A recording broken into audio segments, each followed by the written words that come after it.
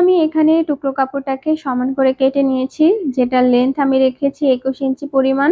এবার কাপড়টিকে আমি ফোল্ড করে ডাবল পার্ট করে নিচ্ছি এবং ভাঁজ করার পর এটার লম্বা আসবে 10.5 ইঞ্চি এবং চওড়ায় আসবে 15.5 ইঞ্চি। এবার কপালের অংশের জন্য আমি কাপড় কেটে নিয়েছি লম্বা 18.5 ইঞ্চি এবং চওড়ায় থাকবে 6 ইঞ্চি। এখানে দেখতেই পাচ্ছেন আমি একই মাপে দুইটা কাপড় কেটে নিয়েছি। কপালের অংশটিকে সেট করার জন্য এখানে আমি হার্ড বক্রম কেটে নিয়েছি। এটার লম্বা আমি রেখেছি 17 ইঞ্চি এবং চওড়া রেখেছি 2.5 ইঞ্চি। এবার সেলাইতে চলে যাচ্ছি। নিকাবের ফিতা কাটার ভিডিও ক্লিপটি নিতে আমার মনে ছিল না, তাই আমি এখানে মাপটা বলে দিচ্ছি। ফিতার জন্য আমি লম্বায় 10 ইঞ্চি এবং চওড়ায় 3 ইঞ্চি পরিমাণ কাপড় কেটে ফোল্ড করে সেলাই করে নিয়েছি। দুইটা ফিতার জন্য এরকম দুইটা পার্ট আমি করে নিয়েছি। অফ ক্যামেরায় বক্রমটিকে আমি আয়রন দিয়ে কাপড়ের সাথে সেট করে নিয়েছিলাম। এবার দুটি অংশকেই আমি একসাথে সেলাই করে নিচ্ছি। এখানে খেয়াল রাখতে হবে বক্রমের উপরে যাতে সেলাইটা না পড়ে, বক্রম থেকে 1 বা 2 সুতা নিচের দিকে সেলাইটা করতে হবে। এখানে দেখতেই পাচ্ছেন আমি কিভাবে মিডল পয়েন্ট বের করে ফিতাটিকে ভিতরের দিকে রেখে সেলাই করে দিচ্ছি। একইভাবে অপর পাশে যে ফিতাটি সেটিও আমি এভাবে সেলাই করে দিব। দুই সাইড সেলাই করা হওয়ার পরে এভাবে সোজা করে নিলে কিন্তু আপনারা দেখতে পাবেন কপালের যে অংশটি এটা কিন্তু রেডি হয়ে যাবে। এবার আমি নিকাবের অংশটি সেলাই করব।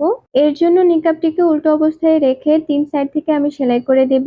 নিকাবটিকে সোজা করার পর উপর দিক থেকে বর্ডার ঘেঁষে এভাবে চিকন করে সেলাই করে দেব।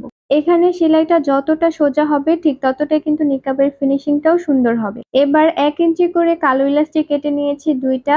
এই কালো ইলাস্টিক আপনারা লেস ফিতার দোকানে খুব সহজেই পেয়ে যাবেন। এবার নিকাবের যে খোলা অংশটি থাকবে এটাকে আমি ফোল্ড করে এখানে ইলাস্টিকটা দিয়ে সেলাই করে নিচ্ছি। আর দেখতেই পাচ্ছেন ইলাস্টিকটিকে কিন্তু আমি একদম বর্ডার ঘেঁষে সেট করে দিয়েছি। আর একইভাবে আমি অপর ইলাস্টিকটিকেও এভাবে সেলাই করে নিলাম।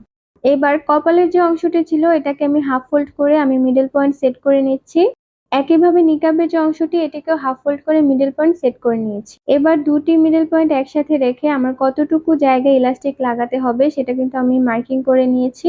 মার্ক করা শেষে আমি কিন্তু ইলাস্টিকটিকে কপালের অংশের সাথে সুন্দর করে সেট করে সেলাই করে নিয়েছি। এবার কপালের দিকে যে অংশটি থাকবে এখানে আমি 1/2 ইঞ্চির মতো বাদ দিয়ে চারোদিক দিয়ে সেলাই করে নিচ্ছি, তাহলে কিন্তু আমাদের যে নিকাব, যে অ্যারাবিয়ান নিকাবটা তৈরি হয়ে যাবে। তো এই ছিল আমাদের অ্যারাবিয়ান নিকাবের যে ফাইনাল লুক। আশা করি আপনাদের কাছে ভালো লেগেছে। আর নেক্সট টাইম ইনশাল্লাহ আরো এরকম টাইপের ভিডিও চান কিনা আমাকে জানাবেন, ইনশাল্লাহ আমি দেওয়ার ট্রাই করব।